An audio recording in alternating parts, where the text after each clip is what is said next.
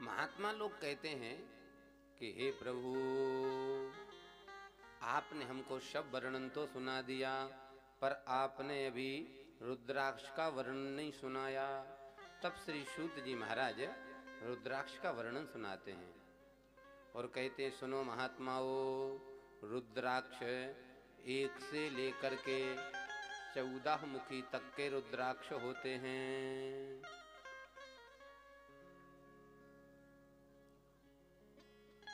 श्वेतारक्तः कृष्णवर्णः वर्णज्ञे आक्रमात् बुधैः स्वजातीयं निविर्धार्यं रुद्राक्षं वर्णतः क्रमात्।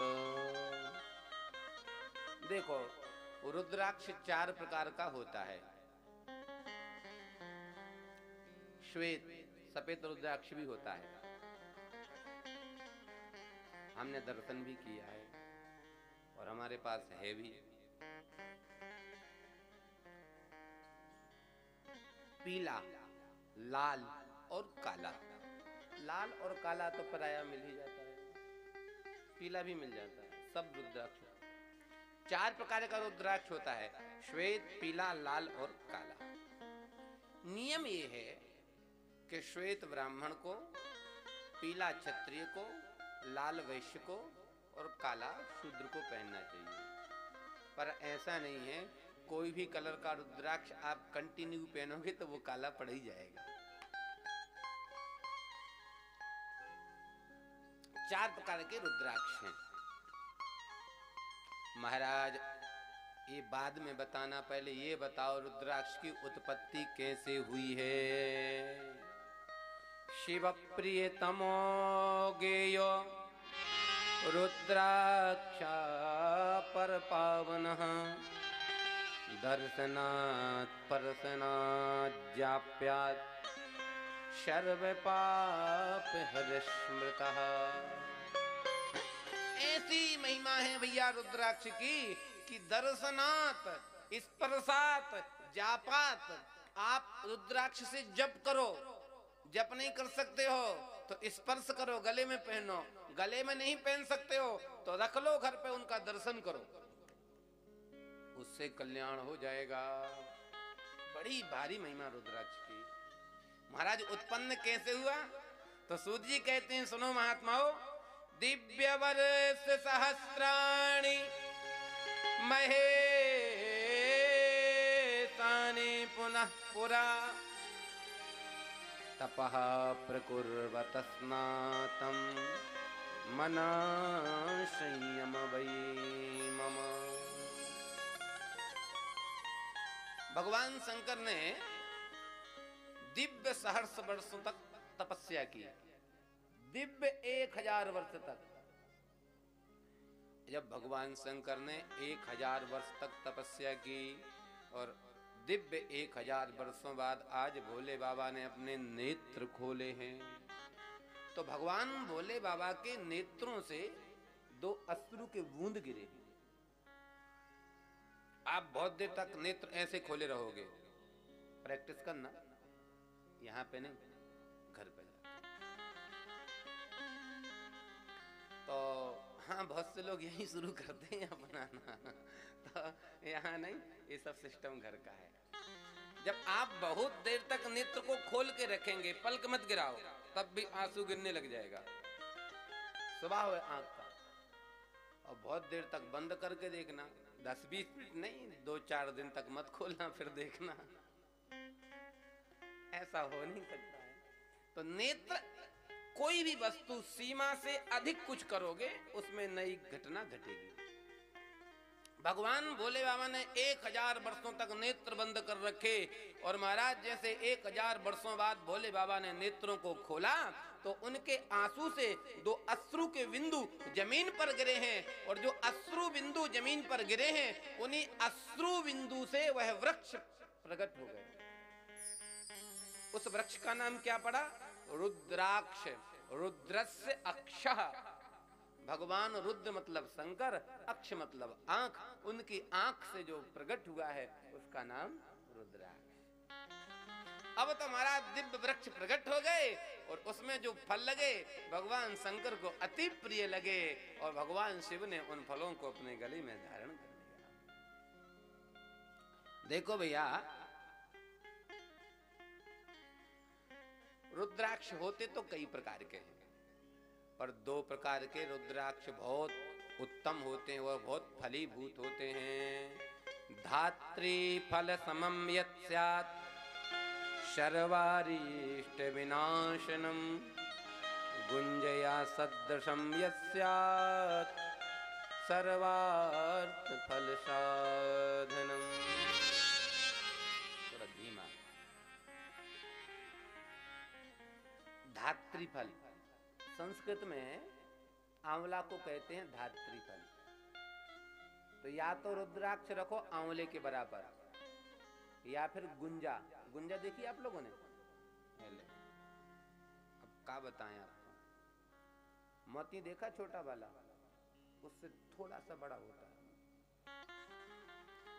पर मोती की तो आकृति बढ़ती घटती रहती है, जैसी सामर्थ्य वैसा खरीदो। एक गुंजा होता है, आधा काला आधा लाल। हमारे लाल जी को बहुत पसंद है गुंजा की माला। तो सबसे छोटा रुद्राक्ष गुंजा के बराबर और सबसे बड़ा रुद्राक्ष आंवले के बराबर। या तो घर में और गले में आंवले के बराबर रुद्राक्ष रखो या गुंजा के फल के बराबर। अब आपको हाँ पहन के आया, इतना छोटा रुद्राक्ष होना चाहिए पहनने के लिए, बहुत फलीभूत होता है। ये दो प्रकार के रुद्राक्ष बहुत ज्यादा फलीभूत होते हैं। ऐसा लिखा है, रुद्राक्ष धारणम प्रोक्ता पाप नाशन हेतवे तस्माच्च धारणीयो वै सर्व साधनो ध्रुवम। भैया, कोई व्यक्ति अगर गले में रुद्राक्ष धारण कर ले, फिर उसको कोई भी पाप स्पर्श नहीं करता है। कितनी बढ़िया बात है। सेवारी जी, एक माला पहन लो और जो मन में आए सो करो, पाप तो लगने ही नहीं। सही है ना? ऐसा नहीं है, अगर कोई आपसे पाप बन गया है तो उसका प्रायश्चित करके गले में रुद्राक्ष धारण कर लो, तुलसी धारण कर लो और भगवान से प्रार्थना करो, अब नहीं करेंगे तो फिर उसका पाप नहीं लगेगा। तो गले में रुद्राक्ष सबके जरूर होना चाहिए, पर शर्त एक है, किस किस को पहनना चाहिए?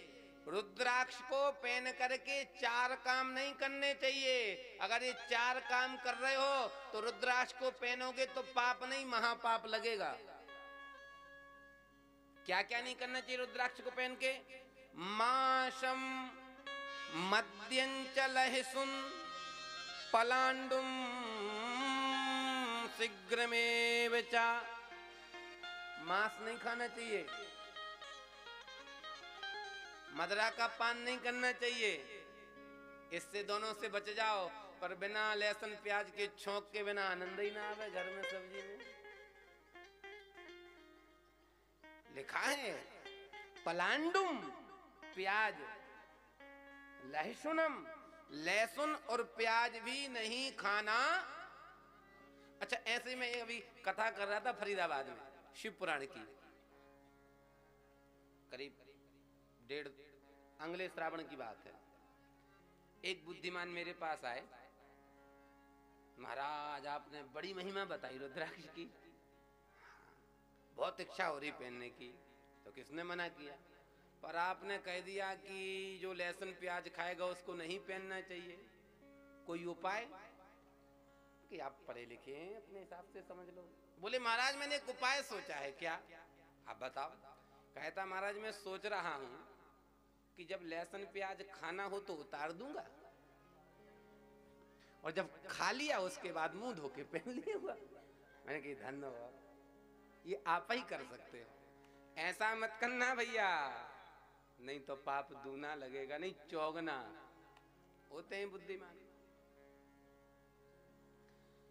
तो भैया पर ध्यान से सुनो, जो रुद्राक्ष आप पहने वो उसमें 4 दोष नहीं होने चाहिए। रुद्राक्ष में कौन कौन से? कृमि दुष्टम छिन्न भिन्नम कंटकैर्हीनमेव च वृणयुक्तं मर्वत्तं च रुद्राक्षान् षड्विवर्जयेत्। 6 प्रकार के रुद्राक्ष वर्जित हैं। पहला कृमि दुष्टम, कीड़े के द्वारा खाया गया। आप लोगों में से किसी ने रुद्राक्ष का वृक्ष देखा है क्या? अरे कईयक बैठे होंगे जिनने कहो सिंगापुर देखा होगा। हाँ, गए कहीं बाहर आप? हाँ देखो, आउट ऑफ कंट्री गए हैं पर रुद्राक्ष का पेड़ नहीं देखा। अच्छा तो कोई बात नहीं, फिर तो चलेगा। देखो उज्जैन में जब महाकाल का दर्शन करने जाओ तो महाकालेश्वर के पीछे आदि महाकाल है बाजू में, वहीं महाकाल की वाटिका बनी है, उसमें पेड़ हैं। और हमारे विद्यार्थी काल में हम कुछ दिन उज्जैन भी रहे हैं, तो वहां जाते थे नित्य दर्शन करने, और हमने अपने हाथों से रुद्राक्ष उतारे। तो कई जगह हैं, मुझे ऐसा लगता है अगर पता किया जाए तो ग्वालियर में भी रुद्राक्ष का पेड़ मिल सकता है। अब तो भारतवर्ष में कई जगह, वृंदावन में भी रुद्राक्ष के वृक्ष हैं। अरे भैया, दर्शन बहुत अच्छी बात है रुद्राक्ष के वृक्ष का, पता करेंगे तो पता चल सकता है। अब प्राय तीर्थ में रुद्राक्ष का वृक्ष मिल जाता है, हरिद्वार ऋषिकेश में तो भरमार रही है। और महाराज कहीं मत जाओ, नेपाल चले जाओ दर्शन करने, तो जैसे अपने यहाँ ये बेरी बबूल के पेड़ नहीं लगाने पड़ते, अपने आप उगते हैं, ऐसे वहां रुद्राक्ष अपने आप होते हैं। पशुपतिनाथ जी का दर्शन रुद्राक्ष का दर्शन, और चाहो तो हाथ से उतार भी जाओ। तो पहली बात शर्त एक है कि कीड़े के द्वारा खाया हुआ रुद्राक्ष नहीं होना चाहिए। अब हम लोग जाते हैं दुकान से लेके आ जाते हैं, महाराज हमने पहन ली माला, कछूना है भयो। अरे बा में जो दोष हैं, आपको ज्ञान ही नहीं है कि रुद्राक्ष में दोष कौन कौन सा होता है। भैया आजकल नकल इतनी अच्छी हो रही है कि नकल के चक्कर में असल को पहचान पाना मुश्किल हो जाता है। आप लोगों की क्या कहूं, एक बार मैं खुद ठगा गया।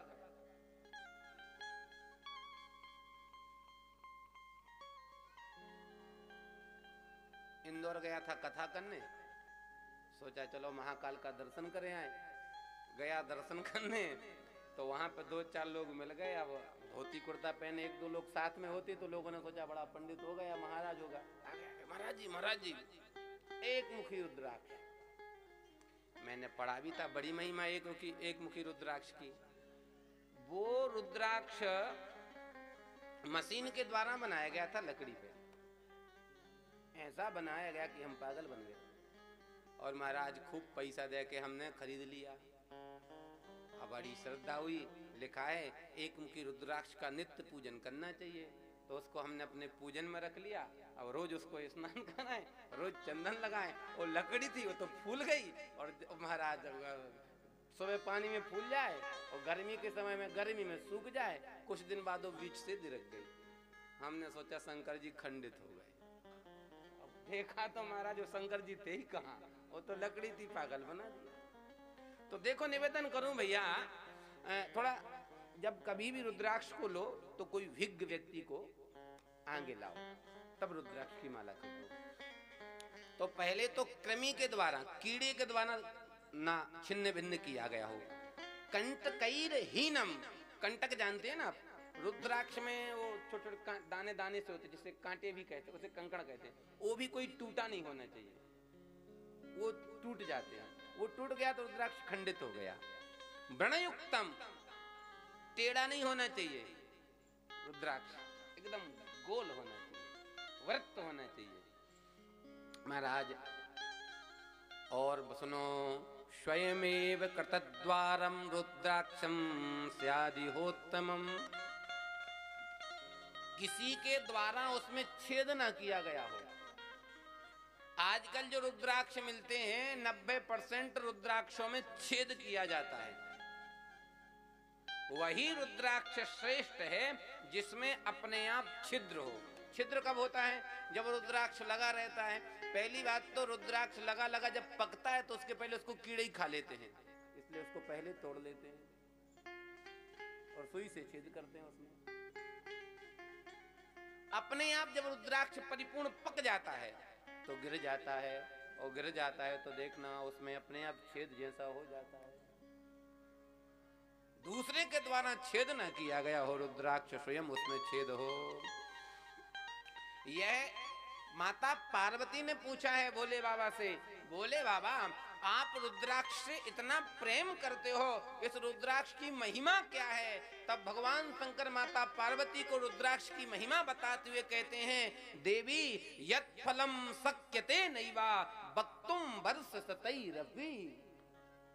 अगर मैं रुद्राक्ष की महिमा को विस्तार पूर्वक कहूंगा तो 100 सालों में भी रुद्राक्ष की महिमा को पूरा नहीं कह सकता। ऐसी महिमा है रुद्राक्ष की। माता जी ने कहा थोड़ा संक्षेप से ही बता दो। तब भगवान शंकर कहते हैं, सुनो देवी, यस्यांगे नास्ति रुद्राक्षम त्रिपुंडम भालपट्टके। जिस व्यक्ति के शरीर पर रुद्राक्ष नहीं है और वो मर गया तो फिर सीधा नरक चला गया। और अगर शरीर पर रुद्राक्ष है, आपकी मृत्यु कहीं भी हो जाए तो आप नरक नहीं जाओगे। ऐसी महिमा रुद्राक्ष की। अब चाहे प्याज लहसुन खा लो, चाहे रुद्राक्ष पहन लो, डिपेंड आप पे करता है। भैया रुद्राक्षा विधिना प्रोक्ता तेषां भेदाम वदाम्यहम् शृणु पार्वती सद्भक्त्या भुक्ति मुक्ति फलप्रदम। हे पार्वती, तुम रुद्राक्ष के फल की महिमा को सुनो ध्यान पूर्वक। एक मुखी से लेकर के 14 मुखी तक का रुद्राक्ष होता है। अच्छा, जो 14 मुखी तक रुद्राक्ष होता है तो सारे रुद्राक्ष अलग अलग देवता का स्वरूप है और अलग अलग कामना से पहनना चाहिए। कहो तो सुना दूं आप लोगों को, थोड़ा टाइम लगेगा, ध्यान पूर्वक सुनना। तो भगवान शंकर कहते हैं, सुनो देवी, एक वक्त्रा शिव साक्षात भुक्ति मुक्ति फलप्रदा तस्य दर्शन मात्रेण ब्रह्म हत्या विपोहति। बहुत अच्छे। देवी, जो एक मुखी रुद्राक्ष होता है वह साक्षात सदाशिव, वह साक्षात भगवान शंकर का स्वरूप है।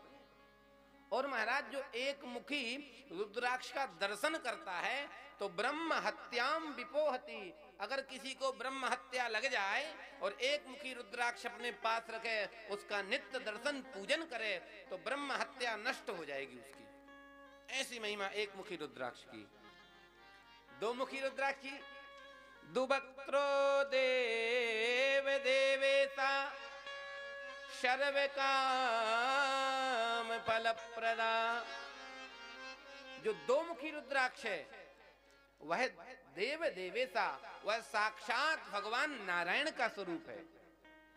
2 मुखी रुद्राक्ष कोई व्यक्ति घर में रखे और उसका पूजन करे तो लिखा है गोवधम नाशयेत् द्रुतम। अगर किसी व्यक्ति से गोवध हो गया हो, किसी से गैया मर गई, अगर 2 मुखी रुद्राक्ष घर में रख के पूजा करे तो गो हत्या का पाप नष्ट हो जाता है। भगवान शंकर कहते, सुनो पार्वती, त्रिवक्त्रो हि रुद्राक्ष साक्षात् साधनदः सदा यत्प्रभावाद्युतैर्भावै विद्या सर्वप्रतिष्ठितः। 3 मुखी रुद्राक्ष साक्षात रुद्र का अवतार है, मेरा ही अवतार है। और 3 मुखी रुद्राक्ष जो घर में रखता है तो ऐसा लिखा है सर्व विद्या प्रतिष्ठितः, उसको महाराज सभी प्रकार की विद्याएं प्राप्त हो जाती हैं। विशेष करके 3 मुखी रुद्राक्ष बच्चों को जरूर पहनाना चाहिए, पढ़ने में बुद्धि खूब तीव्र हो जाती है। 3 मुखी रुद्राक्ष। और कह रहे हैं चतुर्वक्त्या स्वयं ब्रह्मा नरहत्याम विपोहति। 4 मुखी रुद्राक्ष स्वयं ब्रह्मा जी का अवतार है। नरहत्या विपोहति, कोई उससे नर की हत्या हो जाए, 4 मुखी रुद्राक्ष रख के पूजा करे, वो भी नष्ट हो जाएगी। पंचवक्त्रा स्वयं रुद्रा कालाग्निर्नामतः प्रभु सर्वमुक्ति प्रदश्चैवा सर्व काम फल प्रदः। 5 मुखी रुद्राक्ष भगवान काल और अग्नि का स्वरूप है, जो सब प्रकार का सुख देने वाला है। महाराज 6 मुखी रुद्राक्ष स्वयं कार्तिकेय जी का अवतार है। महाराज जिस व्यक्ति को लगे कि हमारी पराजय हो रही है किसी भी क्षेत्र में, चाहे वो केस में हो, कोर्ट में हो, कचहरी में हो, परिवार में हो, अब लग रहा है अब हम हार रहे हैं, तो 6 मुखी रुद्राक्ष ले आओ, रख के पूजन करो, उसको धारण करो। महाराज ऐसा करने से उसको विजय प्राप्त हो जाती है। 6 मुखी रुद्राक्ष की ऐसी महिमा है। सप्तवक्त्रो महेशानि अनंगो नाम नामतः धारणा तस्य देवेति दरिद्रोऽपीश्वरो भवेत्। भगवान शिव कहते हे देवी पार्वती, 7 मुखी रुद्राक्ष भगवान अनंग का अवतार है। भगवान अनंग किसे कहते हैं? न अंगः इति अनंगः, साक्षात शालिग्राम भगवान का अवतार है सप्तमुखी रुद्राक्ष। और 7 मुखी रुद्राक्ष मैंने बताया उसमें 6 दोष नहीं होने चाहिए रुद्राक्ष में। अगर 6 दोषों से युक्त है तो कुछ नहीं होने वाला। 6 दोषों से रहित रुद्राक्ष 7 मुखी आप अपने घर में रख लो तो महाराज उसकी महिमा क्या है? लिखा है धारणा तस्य देवीसी दरिद्रोपी स्वरो भवेत्। कोई दरिद्र भी है, कोई निर्धन, अगर 7 मुखी रुद्राक्ष का घर में रख के पूजन करे, धारण करे, तो महाराज वह निर्धन धीरे धीरे धनवान होने लगता है। उसका व्यापार चलने नहीं दौड़ने लगता है। ऐसी महिमा है 7 मुखी रुद्राक्ष की।